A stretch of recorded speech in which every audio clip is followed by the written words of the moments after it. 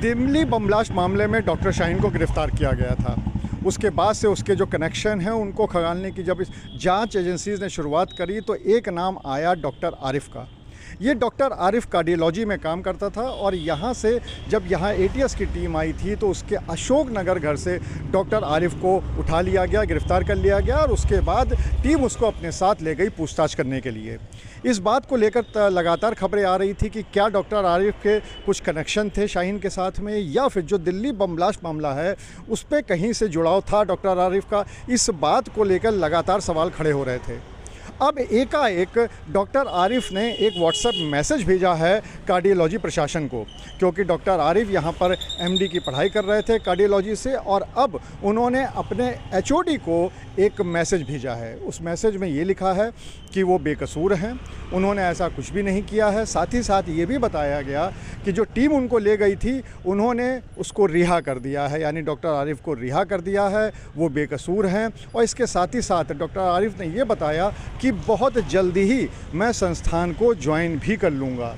ये एक चौंकाने वाला पूरा प्रकरण हुआ है, क्योंकि जिस तरीके से यहाँ पर टीम उसको उठा के ले गई थी, गिरफ्तार करके ले गई थी अपने साथ डॉक्टर आरिफ को। डॉक्टर आरिफ यहाँ पर अपने एक साथी डॉक्टर के साथ में किराए के मकान पर रह रहे थे और उसके बाद टीम एकाएक आती है, काफ़ी छानबीन करती है और उसके बाद यहाँ से ले जाती है।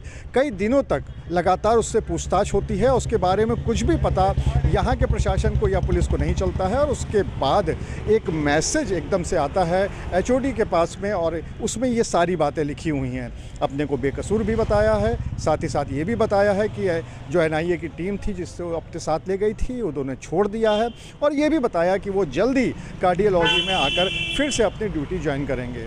इस पूरे मामले को जो कार्डियोलॉजी प्रशासन है उसने इस पे मुहर लगाई है और ये बताया है कि हाँ, उनके एचओडी के पास इस तरह का पूरा जो मैसेज है वो आया था। लेकिन इसके साथ ही साथ कार्डियोलॉजी प्रशासन का ये भी कहना है कि डॉक्टर आरिफ की जो रीजॉइनिंग है वो सिर्फ शासन के आदेश पर ही होगी, उन्हीं के निर्देश पे होगी। शासन जैसा भी आदेश या निर्देश देगा उसी के आधार पर डॉक्टर आरिफ की ज्वाइनिंग होगी और उससे पहले नहीं होगी।